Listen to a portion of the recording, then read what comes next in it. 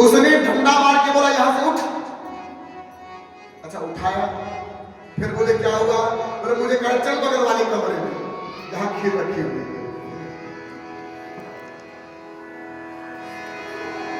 अच्छा खीर दे तो बोले खीर के पास जब पहुंचे बोले फिर एक डंडा मारा, बोले खा इस खीर को। सेठ ने बोला, उसके बाद बोले अब क्या करता, मरता नहीं क्या करता। अब मैंने सोचा कहीं अभी तो धीमे धीमे मारा, कहीं तेज मार दिया तो ज्यादा। मैं तो खा नहीं रहा था बिल्कुल, आपकी कसम बिल्कुल खा नहीं रहा था मैं तो।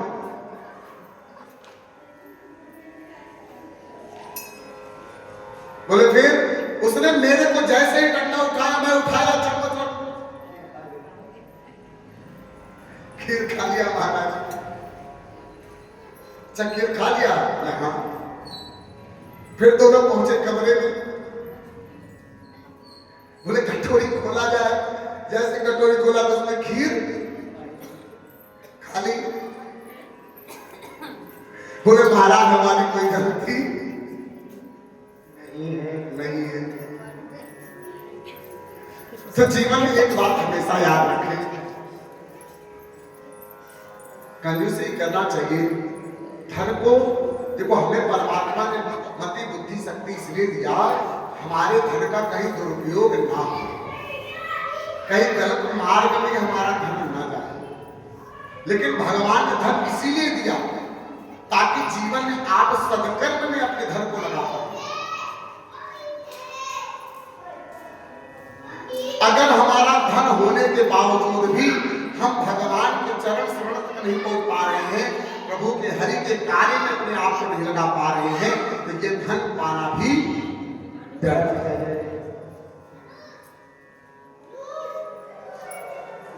मैया इस प्रकार से आइए हम लोग भगवान कल का जन्मोत्सव में हमने मनाया, बड़ा सुंदर जन्मोत्सव। हाँ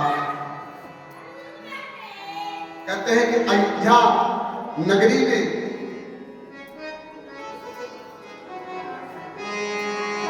कोई ऐसा घर नहीं था मैया, कोई ऐसा घर नहीं था जिस घर में उत्सव ना हो रहा हो।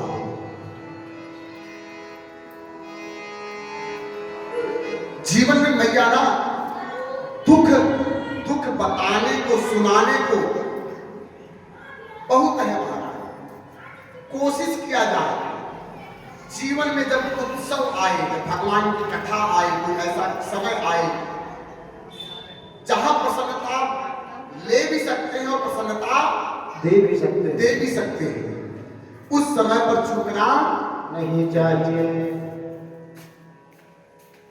यहां पे एक राष्ट्र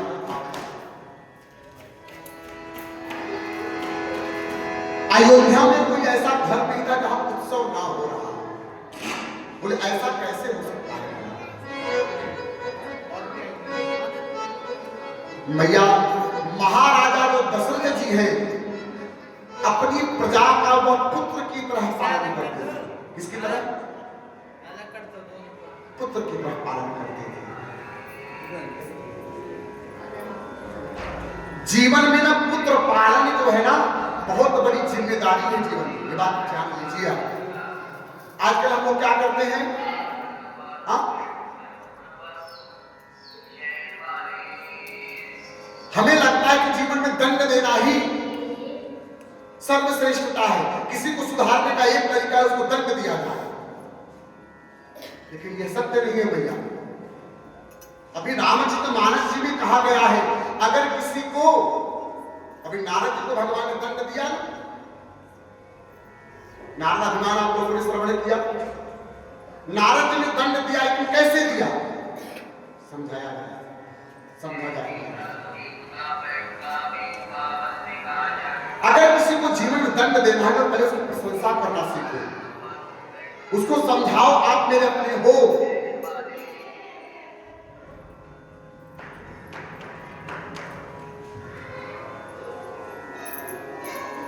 महाराजा दशरथ अपनी प्रजा का पुत्र की तरह पालन करते हैं भैया।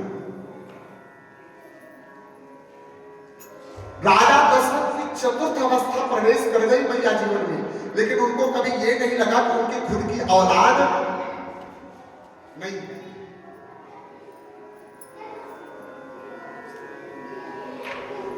ये भी बड़ी अद्भुत बात है भैया। अच्छा, राजा दशरथ को कब पता चला उनके पुत्र नहीं है? उसके कई कारण हैं। एक बार वैसे महाराजा दशरथ इंद्र लोग अक्सर आया जाया करते थे। अच्छा, इंद्र भी क्या करते थे कि इंद्र हमेशा महाराजा दशरथ को अपने बगल में बैठाते थे। कहां बैठाते थे भैया? अपने बगल में बैठाते थे। एक दिन राजा दशरथ जब लौट रहे थे तो उन्होंने पीछे से क्या देखा कि जैसे ही महाराजा दशरथ लौट के आ रहे हैं, इंद्र अपने आसन को धुलवा रहे थे। सेवकों से पूछा कि ऐसा क्यों? सेवकों ने जवाब दिया, राजन, आपके पास कोई संतान नहीं है, आपके पास कोई संतान नहीं है, इस कारण से आज इंद्र अपने आसन को धुलवा रहे भैया। एक बात बताऊं, जीवन में तकलीफ नहीं होती महाराज जब गैर दुख देते हैं। जीवन में तकलीफ तब बढ़ जाती है जब अपने साथ छोड़ जाते हैं।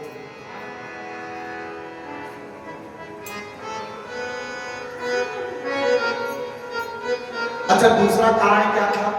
राम जी की एक बड़ी बहन थी जिसका नाम था शांता।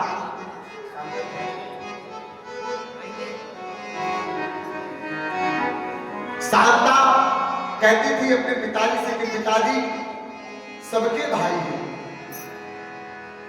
सबके भाई हैं, सब राखी बांधती है बहनें, हमारा भाई कब होगा?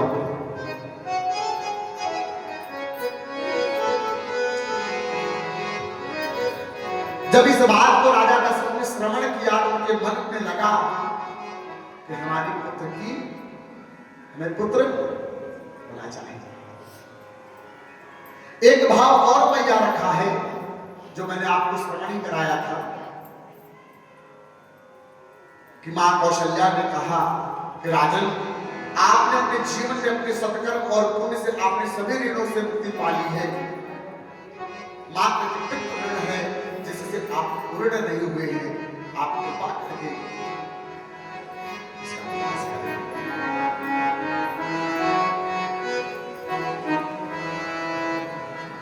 मैया बताते हैं कि वह कुल, वह परिवार अहोभाग्य है और सौभाग्यशाली है महाराज, जिनके कुल में, जिनके परिवार में भगवान के रस का पान करने वाला, गान करने वाला कोई संतान हो रहा है। ऐसा मैं नहीं कह रहा हूं, ऐसा रामचरितमानस कह रहा है। इसलिए मैया, अवधपुरी का कोई ऐसा घर नहीं है, अवधपुरी का कोई स्थान ऐसा कोना नहीं है जो आज प्रसन्न ना हो। और प्रसन्नता इस बात की भी महाराज कोई बताने और दिखाने जाए महाराज। और सबसे बड़ी बात है भैया, आज यह कोढ़ा नगरिया आज अयोध्या के समान हो गई। क्यों? कि जहां जहां भगवान के चरित्र का गान गाया जाता है और जैसे जैसे चरित्र कथा में श्रवण किया जाता है, वैसे वैसे हमारे जीवन में भी इसका प्रभाव पड़ना शुरू हो जाता है। सब लोग मिल करके आए हैं, अपने घर में उत्सव मना रहे हैं, गान कर रहे हैं और गान करते हुए कहते क्या? अरे जन्म लिए रघुरैया, जन्म लिए रघुरैया, अवध में पावे रघुरैया, जन्म लिए रघुरैया, अवध में पावे रघुरैया।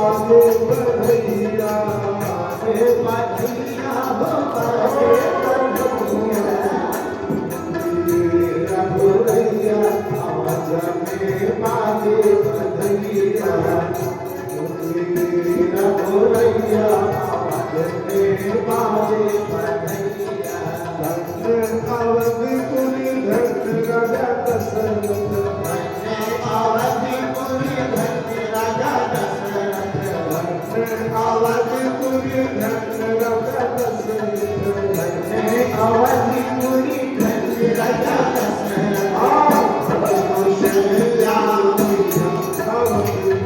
बाजे बधैया मेरा भोरैया आवाज में बाजे बधैया बाजे बधैया बाजे बधैया बाजे बधैया हो बाजे बधैया चारो भैया अवध में बाजे बधैया चारो भैया अवध में बाजे बधैया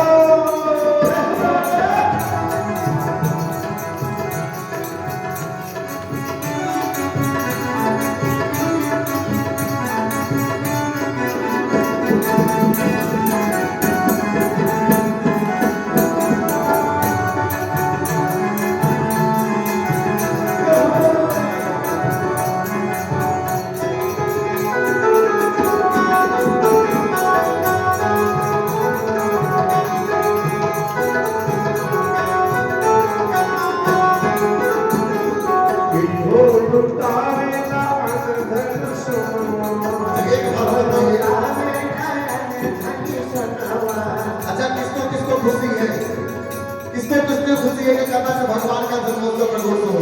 आइए तो हमारे अपने अपने हाथ उठा करके प्रेम से अभिवादन करते हुए भवन के रहने वाले आज हमारे जीवन में भी मन में उत्सव आया है। क्या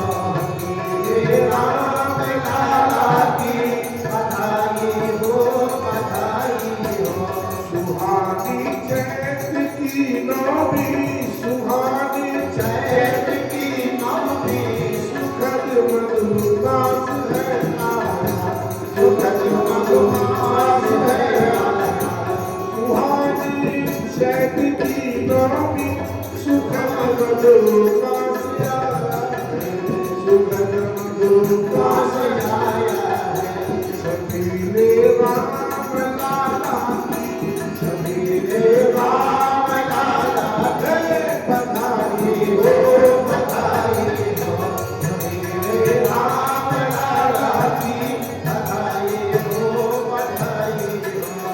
गजब की सावली सूरत गजब की सावली सूरत लजाती कोटिका लजाती कोटिका हे रसीले राम लाला की रसीले राम लाला हे बधाई हो बधाई हो रसीले राम लाला की बधाई हो बधाई हो अवध में आनंद भयो जय रघुनाथ की अवध में आनंद भयो जय रघुनाथ की अवध में आनंद भयो जय रघुनाथ की जय रघुवर लाल की जय रघुवर लाल की जय रघुवर लाल की जय रघुवर लाल की अवध में आनंद भयो जय रघुवर लाल की अवध में आनंद भयो जय रघुवर लाल की रघुवर लाल की भरत भुवन की जय रघुवर लाल की भरत भुवन की जय रघुवर लाल की लक्ष्मण लाल की जय रघुवर लाल की लक्ष्मण लाल की जय रघुवर लाल की शत्रुघ्न लाल की जय रघुवर लाल की शत्रुघ्न लाल की अवध में आनंद जय रघुवर लाल की अवध में आनंद अवध में आनंद जय रघुवर लाल की अवध में आनंद जय रघुवर लाल की आदि दिनो घोड़ा दिनो और दिनो काल की आदि दिनो घोड़ा दिनो दिनो पाल की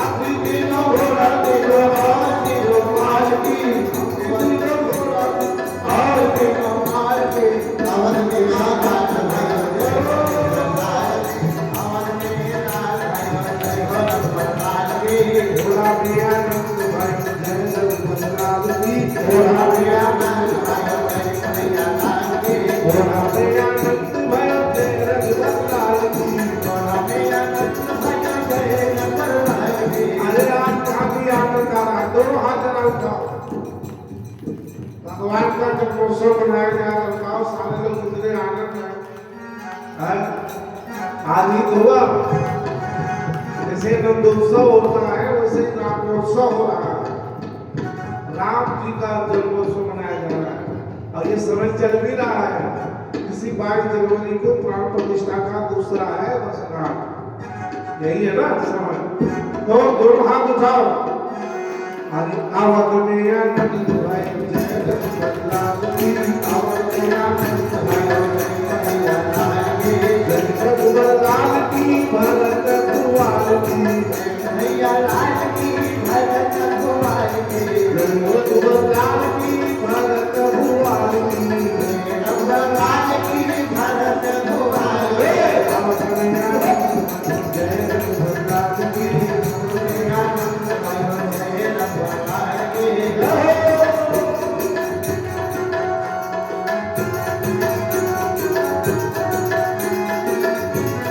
कौन को दिना हाथी घोड़ा कौन को दिनो पाल की कौन बनिनो हाथी घोड़ा कौन बनिनो पाल की कौन को दिनो हाथी घोड़ा कौन को दिनो पाल की कौन बनिनो हाथी घोड़ा कौन बनिनो पाल की आवत में आनंद कन्हैया लाल की आवत में आनंद भाई जय रघुवर लाल की जय हो रघुवर लाल की जय हो रघुवर लाल की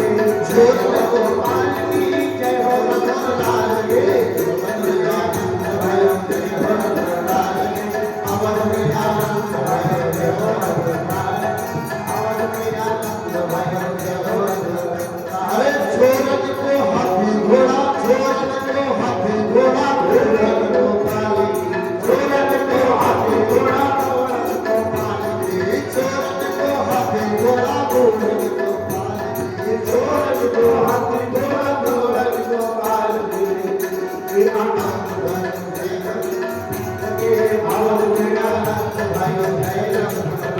सावन में आनंद अरे कौन को दिलो लाडो बेड़ा कौन को दियो लाम सी कौन को दिलो लाडो बेड़ा कौन को दियो लाम सी कौन दिलो लड्डू पेड़ा कौन दिलो लाम सी कौन दिलो लड्डू पेड़ा कौन दियो अरे छोरन को लाडो बेड़ा छोरन को लाडो बेड़ा मूढ़न को लाम सी छोरन को लाडो बेड़ा मूढ़न को लाम सी पहले से पूछिए ये लपसी समझती है लपसी समझती हो हाँ अच्छा जो लोग लपसी समझते हैं हाथ उठाओ जरा क्या होता है लपसी हाँ अच्छा उसको पिया जाता है कि खाया जाता है अच्छा खाया नहीं जाता वही लपसी आज का हलवा हो गया वही हलवा तो आप लोग लड्डू पेड़ा खाओगे कि लपसी खाओगे क्या खाओगे लपसी दांत नहीं है क्या है यहाँ तो ऐसा कोई नहीं जो वेदांती हो सारे तबदीली है माहौल लपसी वाला है लेकिन चलो लपसी खाओ लड्डू पेड़ा भी खाओ आवत बढ़िया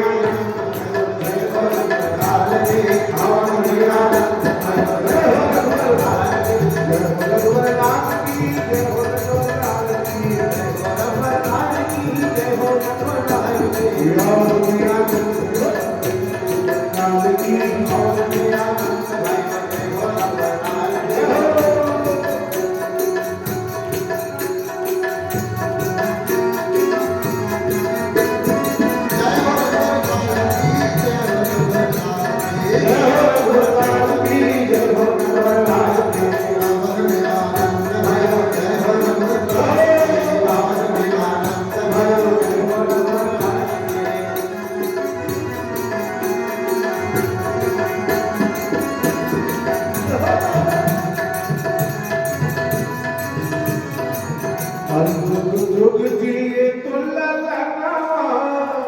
दूसरी टोली आ गई अरे जुग जुग जिए तो ललनावा बाबा के भाग जागे ललना होई गई बाबा के दीपक मनवा में आसरा हो ललना होई गई बाबा के दीपक मनवा में आसरा हो ललना होई गई बाबा के दीपक मनवा में आसरा हो ललना होई गई बाबा के दीपक मनवा में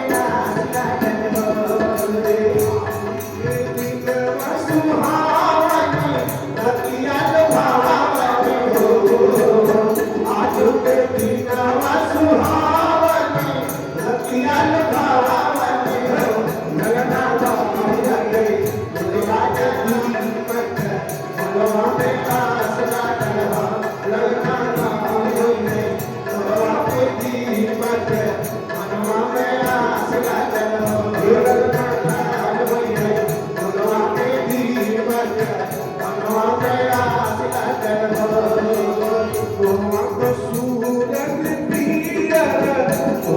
हो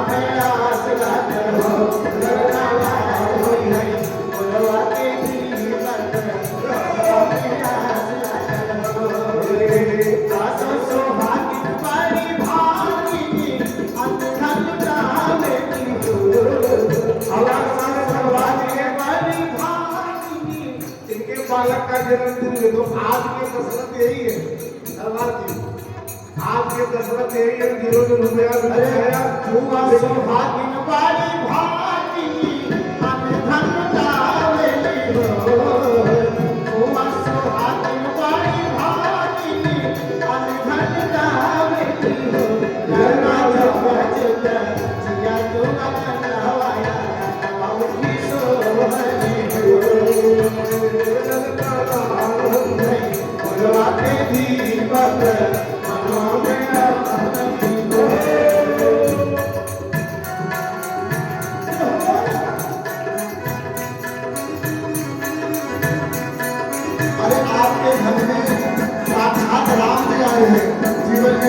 तो ये खुशी दिखनी चाहिए चेहरे पर।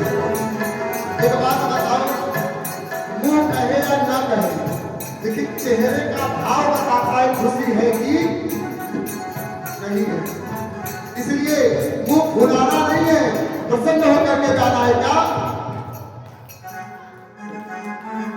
अरे खनवार जी की बुधराम पंडित जिनका बालक की माता जी कहाँ है? बैठी है? देखो चुपचाप बैठी, हमारा नाम लुटाना पड़ेगा। बैठ आगे थोड़ा आ जाइए परमात्मा के चरणों में। हम तो यही कहेंगे आपसे, अरे राजा जी खजनवा देगा, राजा जी खजनवा देगा, अरे रानी जी खजनवा देगा, हे रानी जी खजनवा देगा। लेकिन बाकी मरीरा ऐसे अपन नहीं बना रहे मरीरा में ढोलक। हाँ, अरे बाकी मरीरा ऐसे हीरा रतनवा देगा, राजा जी खजनवा देगा, राजा जी खजनवा देगा, राजा जी खजनवा देगा, रानी जी खजनवा देगा, राजा जी खजनवा देगा, रानी जी खजनवा देगा। बाकी मरीरा ऐसे हीरा रतनवा देगा, राजा जी खजनवा देगा, राजा जी खजनवा देगा, राजा जी खजनवा देगा, राजा जी खजनवा देगा।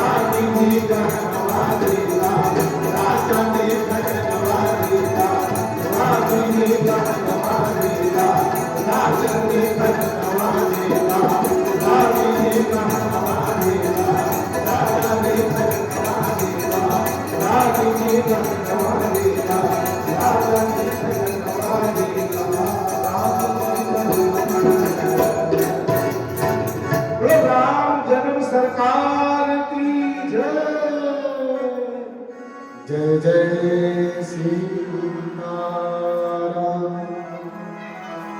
भैया आज हमारे अभय खरवार जी के सुपुत्र का जन्मदिन है। अच्छा, इनकी विशेष इच्छा भी रहती है, कोई भी कथा होती है तो चतुर्थ दिवस मतलब 4 जनवरी का दिन या बड़े भाव के साथ में कहते हैं, प्रभु जिस प्रभु की कृपा से हमने जो पाया है, अगर उस प्रभु के शरण में लुटाया जाए, लोगों को साल भर में एक पूजन करवाएं तो मन में भैया होता कि कितना कम दक्षिणा दिया जाए, है कि नहीं? लेकिन हमारे कभी भैया ऐसे, मैं बखान नहीं कर रहा हूँ, स्वभाव बता रहा हूँ उनका एक। अगर साल भर में 10 बार भी पूजा करवाएंगे तो वो भी जो है मुझे लगता है कि सबसे अधिक दक्षिणा लेने पड़ेगी। सही बात। ये माँ जीवन में ना पाना बड़ी बात नहीं है, उस पाने के बाद उसका सुख पाना बड़ी बात है, चाहे वह धन हो और चाहे उसकी संतान हो। वस्तु पाना बड़ी बात नहीं है जीवन में, उसको पाने के बाद उसका सुख पाना बड़ी बात है। जैसे अब राम कथा चल रही ना, अभी हम कुछ देर पहले बता रहे थे, आप लोग विलंब हो जाते हो। मैंने कहा राम और आम में ज्यादा अंतर नहीं है। जब तक इसको लिप्त ना जाओ, तब लिप्त ना हो जाओ, मन गदगद ना हो जाए, मन पुलकित ना हो जाए, तब तक इसका आनंद मिलने वाला नहीं। भाई राम को जब आम खाते ना, तो जब तक ना लग जाए बढ़िया हाथ में, ऐसे राम खाना है। मैया जीवन में याद रखो, जीवन में ये मनुष्य ने ना, मानव शरीर ने ना संसार में बड़ी बड़ी चीजों पर अपनी विरासत हासिल कर रखी है, अर्थात अपने बस में कर लिया। मनुष्य ने अपने जीवन में बहुत सारी चीजों पे अपना बस कर लिया, बस एक पे अपना बस नहीं चला, वो है मन। किस पे नहीं बस हुआ? मन पे। ये मन वो हाथी है मैया जो जल्दी किसी के बस में आता नहीं है। कहते ना महाराज, कुछ जने को तो मन कहे तो आप कथा में आ गए, और कुछ कहते हमारा मन ही ना था। अब भाई सबका परिवार है, लेकिन मनवा का कौन इलाज है? मन का कोई इलाज है क्या? कौन नहीं तो है, कोई नहीं है ना? कि मन का कोई इलाज नहीं। और दुखी सबसे ज्यादा कौन रहता है? हा? दुखी सबसे ज्यादा कौन होता है? क्या बताएं, हमारा मना बहुत मन ही ना दुखी है। क्या दुखी है? मन। ये मन ही दुखी है महाराज।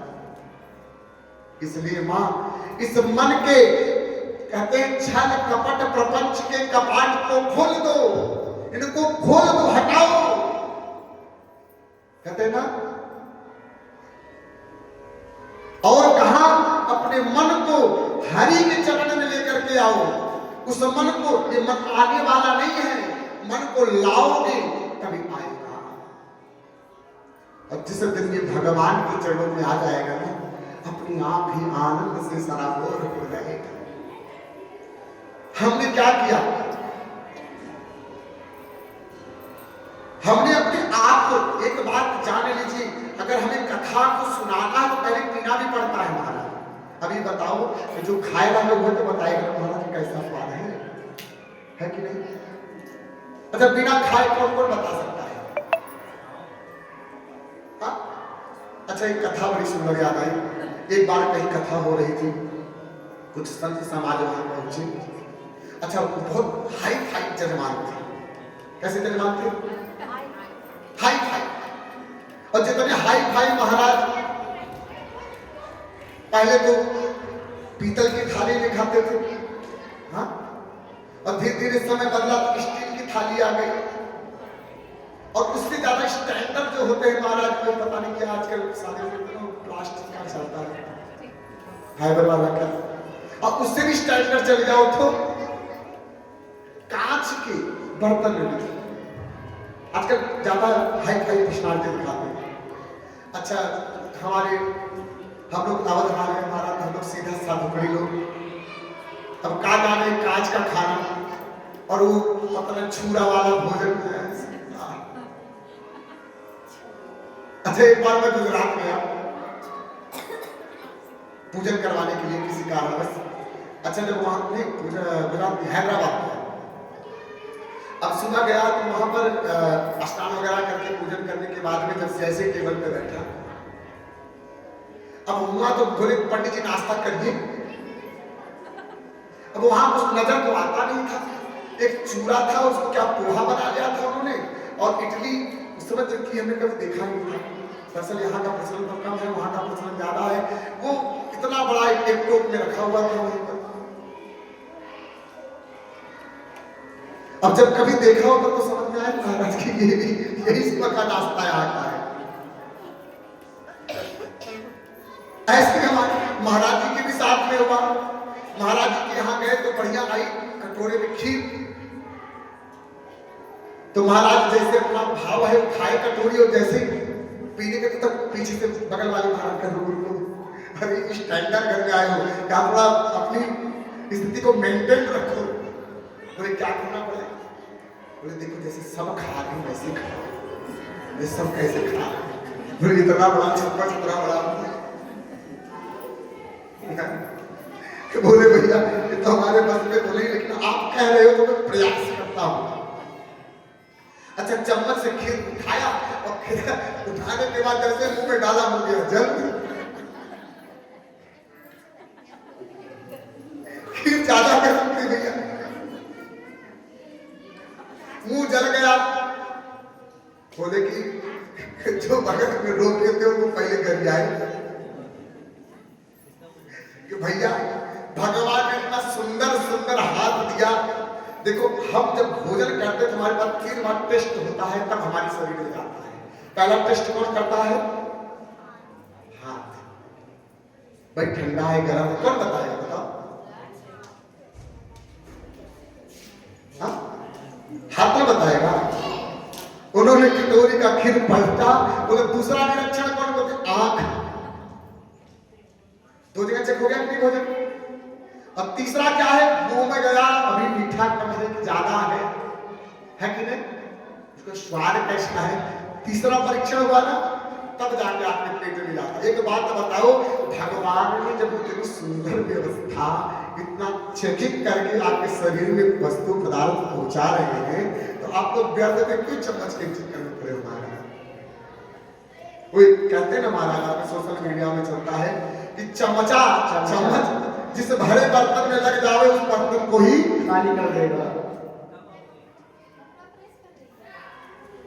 इसलिए बचाना है जीवन में, जो ईश्वर ने दिया है उसका अनुभव करना।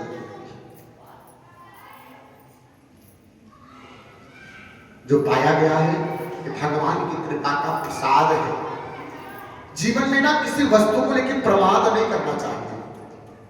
मेरा है, मैंने बनाया है, मेरी वस्तु है, क्योंकि मां किसी का मैं नहीं रहा।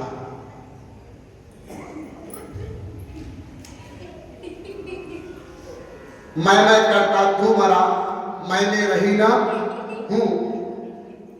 मैं करते इंसान मर जाता है, लेकिन जिद देखा तित। संसार में अगर कोई है जिसके तेरे अलावा कोई नहीं है। जिस दिन जीव इस बात को स्वीकार कर लेता है जीवन में ना, जीवन में परम सुखी हो जाता है। आज राम जी के जन्मोत्सव में अवध में, मैंने आपको पहले बताया, इंद्र ने अपने आसन को धुलवाया। यहां कौशल्या मैया ने आग्रह किया, उन सबका ही माफल था। आज हमारे बीच में राघव जी हैं जिनका हम गुणगान गा रहे हैं। और हमने आपको तो पहले बताया। अच्छा एक संत थे महाराज, बड़ा सुंदर भाव है उनका। किसी ने पूछा कि बताओ कि भगवान का अवतार कब होता है?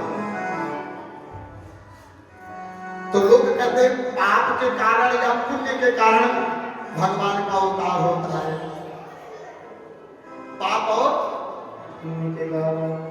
लेकिन हमारे महाराज बोले न पाप के कारण भगवान का अवतार होता है, न पुण्य के कारण भगवान का अवतार होता है। भगवान का अवतार पाप के कारण होता है। बोले पाप के कारण? ये क्या बता दिया महाराज जी आपने? बोले हाँ। बोले क्यों? बोले आज भी बहुत सारी दिव्य आत्माएं भटक रही हैं। आजकल ऐसे माता पिता नहीं मिल पा रहे हैं जिनके यहाँ भगवान, जिनके यहाँ महापुरुष जन्म ले सके। महापुरुष का जन्म जो दशरथ जैसा प्रेमवंत हो, मां कौशल्या जैसा भाव जिसके मन में हो, उसी के यहां भगवान का अवतार हो सकता है। इसलिए आज महाराजा दशरथ को जब चतुर्थ अवस्था में इस बात का बोध हुआ तो वो अपने गुरु जी के पास में गए और उन्होंने, जैसा आपने सुना, 4 का विभाग किया गया और उस विभाग के द्वारा आज प्रभु जी अवतरित हुए हैं, जैसा कि हमने कल श्रवण किया। कथा में एक और सुंदर बात भगवान तुलसी गोस्वामी तुलसीदास जी कहते हैं कि दशरथ पुत्र जन्म शून्य कामना, दशरथ पुत्र जन्म शून्य कामना, मानव ब्रह्मा नंद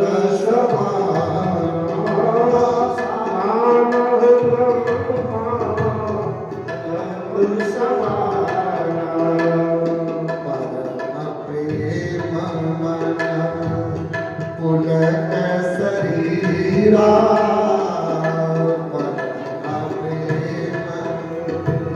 पुलक शरीरा, चाहत उठन करत मति धीरा,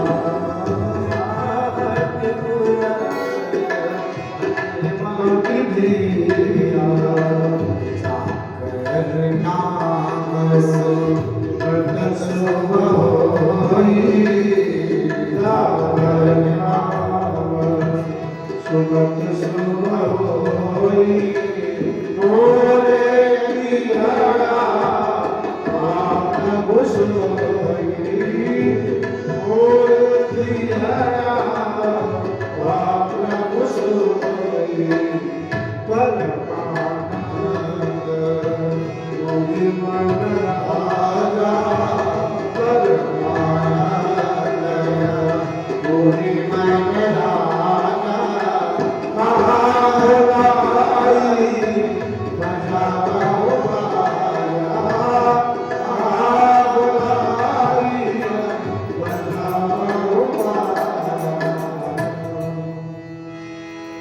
राजा दशरथ जी संगीत पसंद है, परमानंद 14 पद में राज संतान मिली है। मन में उत्साह उमंग का कोई था नहीं हुआ, परमानंद। जिस आनंद को पाने के बाद किसी आनंद को पाने की इच्छा शेष न रह जाए, उसी का नाम है परमानंद।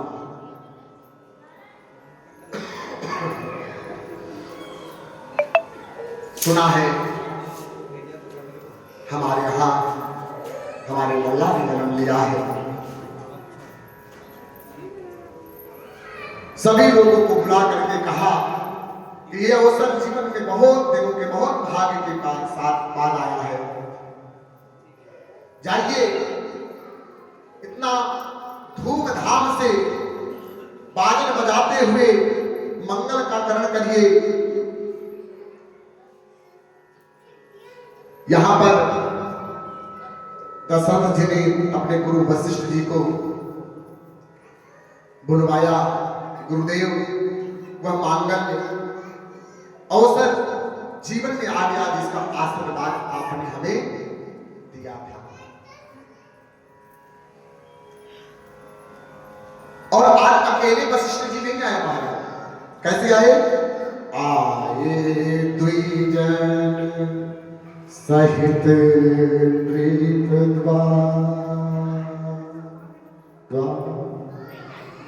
बहुत सारे ब्राह्मणों को लेकर के आए हैं। कहां चलिए सुस्ति वाचन पाठ करिए, और मन में ये भाव है स्वयं जगत पिता अवतार गुरु वशिष्ठ तो इस बात को जानते हैं। चल करके उनके रूप और रास का दर्शन किया जाए। अपने गुरु को लेकर के दशरथ जी नंदी मुख में जाकर के अपने पितरों के निमित्त श्राद्ध कर्म कर नंदी श्राद्ध को करते हैं। नंदी श्राद्ध के बारे में हम लोग जानते हैं। पहले एक धर्म के रूप में बैल को माना जाता था, तो पहले जो बैल होते थे उनको ज्यादा करके खेती के उपयोग में ले लिया जाता था। लेकिन नंदी मुख श्राद्ध जब कराया जाता था तो उसमें जो है एक